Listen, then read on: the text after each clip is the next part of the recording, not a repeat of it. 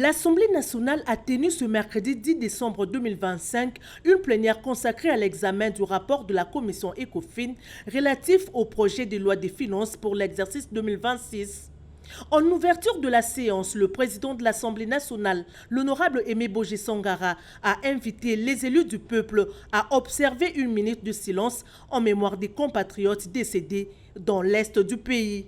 Un acte de compassion nationale face aux défis sécuritaires persistants. Chers collègues, au moment où nous commençons cette séance, l'Assemblée nationale est préoccupée par la poursuite et l'aggravation de la situation sécuritaire et humanitaire à l'est de notre pays.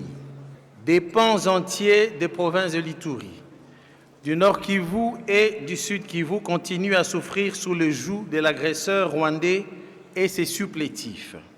Nous exprimons au nom de l'Assemblée nationale notre solidarité et notre compassion à l'égard de notre peuple, de nos forces armées et de nos compatriotes Wazalendo, en attendant de plus amples informations du gouvernement qui est en charge de la situation.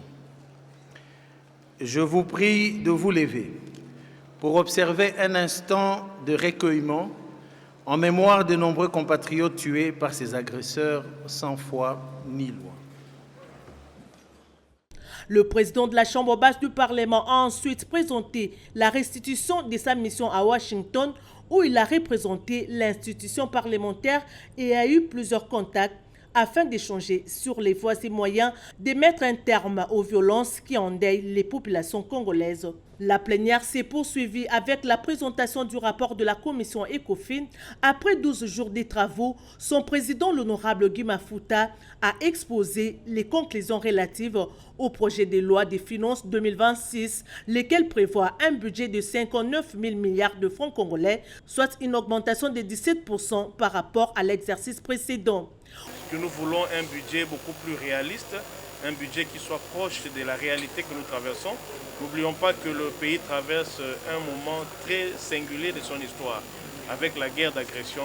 Et donc nous, députés, nous sommes conscients de cela. Et il a été question pour nous de donner aux moyens, à l'État, un outil de travail pour faire face à cette agression et aussi ne pas oublier le social qui est également prioritaire. Au cours du débat, plusieurs députés nationaux ont attiré l'attention du gouvernement sur diverses préoccupations, notamment la catastrophe naturelle survenue à Goma, les actes de violence enregistrés dans certains camps de déplacés en Ituri, ainsi que les irrégularités observées dans la délivrance du passeport à Beni et Butembo.